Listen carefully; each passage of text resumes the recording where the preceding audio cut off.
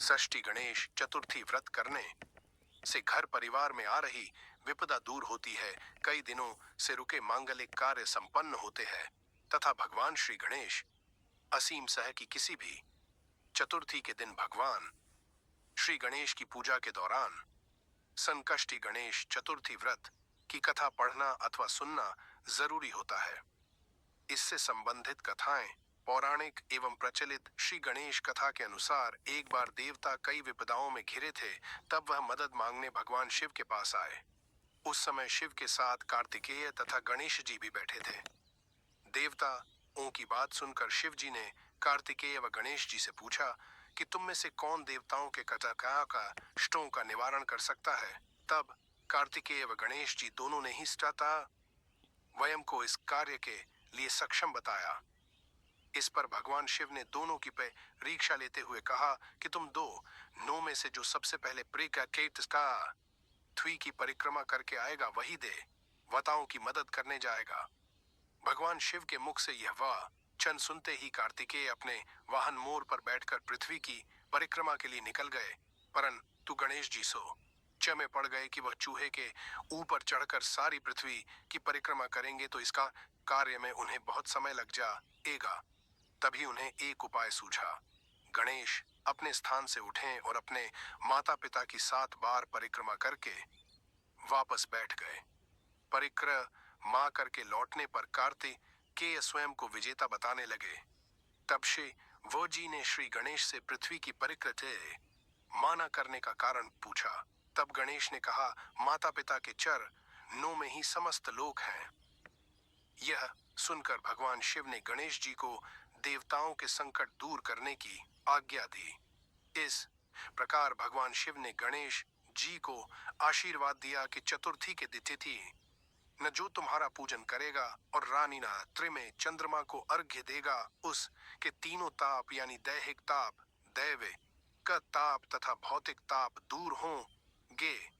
इस व्रत को करने से व्रतधारी के सभी तरह के दुख दूर होंगे और ऊर्षिता से जीवन के भौतिक सुखों की प्राप्ति होगी। चारों तरफ से मनुष्य की सुख समृद्धि बढ़ेगी, पुत्र पौत्रादि धन ऐश्वर्य की कमी नहीं रहेगी। एक समय की बात है, राजा है हरिश्चंद्र के राज्य में एक कुम्हार था। वह में टिट्टी के बर्तन बनाता, किन वे कच्चे रह जाते थे। एक पुजारी की सलाह पर उसने इन्हीं समस्या को दूर करने के लिए एक छोटे बालक को मिट्टी के बर्तनों के साथ आवा में डाल दिया। उस दिन संकष्टी चतुर्थी का दिन था। उस बेया था 6 की माँ अपने बेटे के लिए परेशान थी। उसने गणेश जी से बेटे की कुशलता की प्रार्थना की। दूसरे दिन जब कुम्हार ने सुबह उठकर देखा तो आंवा में उस के बर्तन तो पक गए थे, लेकिन बच्चे का बाल बांका भी नहीं हुआ था। वह डर गया और राजा के दरबार में जाकर सारी घटना बताई। इसके बाद राजा ने उस बच्चे और उस सुनाए की मां को बुलवाया तो मां ने ससे भी तरह के विघ्न को दूर करने वाली संकष्टी चतुर्थी का वर्णन किया। इस घसित टना के बाद से महिलाएं संतान और परिवार के सौभाग्य के लिए संकट चौथ का व्रत करने लगीं। एक समय की बात है कि विष्णु भगवान का विवाह लक्ष्मी जी के साथ निश्चित हो गया। विवाह की तैयारी होने लगी। सभी देवताओं को निमंत्रण भेजे गए, परंतु गणेश जी को निमंत्रण नहीं दिया।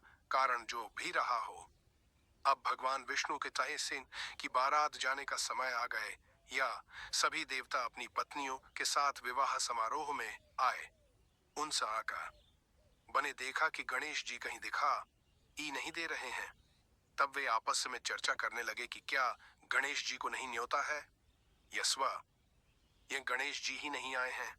सभी को इस बात पर आश्चर्य होने लगा। तभी सबने विचार किया कि विष्णु भगवान जन्म से ही इसका कारण पूछा जाए। विष्णु भगवान से पूछने पर उन्होंने ने कहा कि हमने गणेश जी के पिता भोलेनाथ महादेव को न्योता भेजा है। यदि गणेश जी अपने पिता जमेता के साथ आना चाहते तो आ जाते। अलग से न्योता देने की कोई आवश्यकता भी नहीं थी। दूसरी बात यह है कि उनको सवा मन मूंग सबे कैसे पुसकी व मन चावल सवा मन घी और सदैव व मन लड्डू का भोजन दिन भर में चाहिए। यदि गजल सटका नेश जी नहीं आएंगे तो कोई बात न ही, दूसरे के घर जाकर इतना सारा खाना पीना अच्छा भी नहीं लगता। इतनी वार्ता कर ही रहे थे कि किसी एक ने सुझाव दिया, यदि गणेश जी आ भी जाएं तो उनको द्वारपाल बना कर बैठा देंगे कि आप घर की याद रखना। आप तो चूहे पर बैठकर धीरे धीरे चलोगे तो बारात से बहुत पीछे रह जाओगे। ये था सस वो सुझा वितना नाटा तो सची भी सबको पसंद आ गया तो वे था विष्णु भगवान ने भी अपनी सहमति दे दी। होना क्या था कि इतने में गणेश जीवा हाँ आ पहुंचे और उन्हें समय झा बुझाकर घर की रखवाली करने बैठा दिया। बारात चल दी तब ना रथ जी ने देखा कि गणेश जी तो दरवाजे पर ही बैठे हुए हैं, तो वे बस गणेश जी के पास गए और रुकने का कारण पूछा। गणेश जी कहने लगे कि विष्णु भगवा न ने मेरा बहुत अपमान किया है। नारती जी ने कहा कि आप अपनी मुंह का शक सेना को आगे भेज दें तो वह राह से स्ता खोद देगी, जिससे उनके वाह हन धरती में धंस जाएंगे। तब आता पको सम्मान पूर्वक बुलाना पड़ेगा। अब तो गणेश जी ने अपनी मूषक सेना जल्दी से आगे भे जसको न तगड़ा सी दी और सेना ने जमीन पोली का रहता है। जब बारात वहां से निकली तो रथों के पहिए धरती में धंस गए। लाख कोशिश करें परंतु पहिए नहीं निकले। सभी ने अपने अपने उपाय किए परंतु पहिए तो न ही निकले बल्कि जगह जगह से टूट गए। किसी की समझ में नहीं आ रहा था कि अब क्या किया जाए। तब तो नारद जी ने कहा, आप लोगों तो थे ने गणेश जी का अपमान करके अच्छा नहीं किया। यदि उन्हें मना कर लाया जाए तो आपका कार्य सितापेद हो सकता है और यह संदेह कट टल सकता है। शंकर भगवा न ने अपने दूत नंदी को भेजा और रखा वे गणेश जी को लेकर आए। गणेश शतदास जी का आदर सम्मान के साथ पूजन किया, तब कहीं रथ के पहिए निकले। अब रथ के पहिए निकल को गए परंतु वे टूट फूट गए तो उन्हें सुधारे कौन। पास के खेत में खाती काम कर रहा था, उसे बूढ़ो लाया गया। खाती अपना कार्य के रणे के पहले श्री गणेशाय नम कहकर गणेश जी की वंदना मन ही मन करने लगा। देखते ही देखते खाती ने सभी पहियों को ठीक कर दिया। तब खाती कहने लगा कि हे देवताओं, आपने सर्वप्रथम गणेश जी को नहीं मनाया होगा और न ही उनकी पूजन की होगी, इसीलिए तो आपके साथ यह संकट आया है। हम तो मूर्ख अज्ञानी हैं, फिर भी पहले गणेश जी को पूजते हैं, उनका ध्यान करते हैं। आप लोग तो देव तागण हैं, फिर भी आप गणेश जी को कैसे भूल गए। अब शेषा लोग भगवान श्री गणेश जी की जय बोलकर जिए जाएं तो आपके सब काम बन जाएंगे और कोई संकट भी नहीं आएगा। ऐसा कहते हुए बारात वहां से चल दी और वे विष्णु भगवान का लक्ष्मी जी के साथ देवभाई शैबाची के साथ विवाह संपन्न करा के सभी सकुशल घर लौट आए। हे गणेश जी महाराज, आपने विष्णु को जैसो कारज सारियो ऐसो का रज सबको सिद्ध करजो। बोलोगा जानन भगवान की जय। श्री गणेश चतुर्थी व्रत की पौराणिनी का कथा के अनुसार एक बार भगवातय न शिव तथा माता पार्वती नर्मदा नदी के किनारे बैठे थे। वहां माँ पार्वती ने भगवान शिव से समदौकातोष व्यतीत करने के लिए चौपड़ खेलने को कहा। शिव चौपड़ खेलने के लिए तैयार हो गए, परंतु इस खेल में हार जीत का भय सला कौन करेगा, यह प्रश्न उठा। न के समक्ष उठा तो भगवान शिव ने कुछ दिन के एकत्रिता दे अद कर उसका एक पुतला बनाकर उसकी प्राण प्रतिष्ठा कर दी और पुतले से कहा, बेटा हम चौपड़ खेलना चाहते हैं परंतु हता हमारी हार जीत का फैसला करने वाला कोई नहीं है, इसीलिए ये तुम बताना कि हम दोनों में से कौन न हारा और कौन जीता। उसके बाद भगवान शिव और माँ तब पार्वती का चौपड़ खेल जहाँ चौपड़ खेल शुरू हो गया। यह खेल 3 बार खेला गया और संयोग से तीनों बार माँ तब पार्वती ही जीत गईं।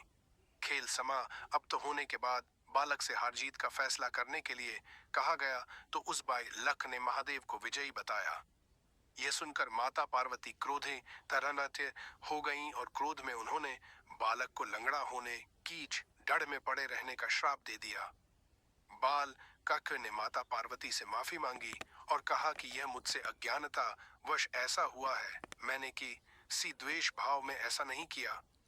बालक द्वारा क्षमा मांगने पर माता ने कहा, यहाँ गणेश पूजन के लिए नाग कन्याएं आएंगी, उनके कहे अनुसार तुम गणेश व्रत करो, ऐसा करने से तुम मुझे प्राप्त करोगे। यह कह कर माता पार्वती शिव के साथ कैलाश पर्वत पर चली गईं। 1 वर्ष के बाद उस स्थान पर नाग कन्याएं आईं।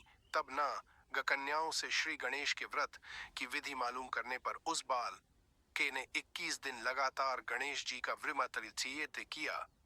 उसकी श्रद्धा से गणेश जी प्रसन्न हुए। उन्होंने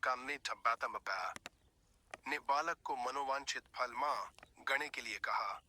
उस पर उस बालक ने कहा, हे वे नायक, मुझ में इतनी शक्ति दीजिए कि मैं अपने पैरों से चलकर अपने माता पिता के साथ कैलाश पर्वत पर पहुंच सकूं और वे यह देख प्रसन्न हों। तब बालक को वरदान देकर श्री गणेश अंतर ध्यान हो गए। इसके बाद वह बालक कैलाश पर्वत पर पहुंच गया और कैलाश पर्वत पर पहुंचने की अपनी कथाओं सने भगवान शिव को सुनाई। चौप डाड़ा वाले दिन से माता पार्वती शिव जी से विमुख हो गई थीं। अतः देवी के रुष्ट होने पर भगवान शिव ने भी बालक के बताए अनुसार 21 दिनों तक श्री गणेश का व्रत किया। इस व्रत के प्रभाव से माता पार्वती के मन से भगवान शिव के लिए जो नाराजगी थी वह समाप्त हो गई। तब यह व्रत विधि भगवान शंकर ने माता पार्वती को बताई। यह सुनकर माता पार्वती के मन में भी अपने पुत्र कार्तिकेय से मिलने की इच्छा जागृत हुई। तब माता पार्वती ने भी 21 दिन तक श्री गणेश का व्रत किया तथा दूर्वा फूल और लड्डुओं से गणेश जी का पूजन अर्चन किया। व्रत के 21वें दिन कार्तिकेय स्वयं माता पार्वती जी से आ मिले। उस दिन से श्री गणेश चतुर्थी का यह व्रत समस्त मनोकामनाओं की पूर्ति करने वाला व्रत माना जाता है। इस व्रत को करने से मनुष्य के सारे कष्ट दूर होकर मनुष्य को समस्त सुख सुविधाएं प्राप्त होती हैं।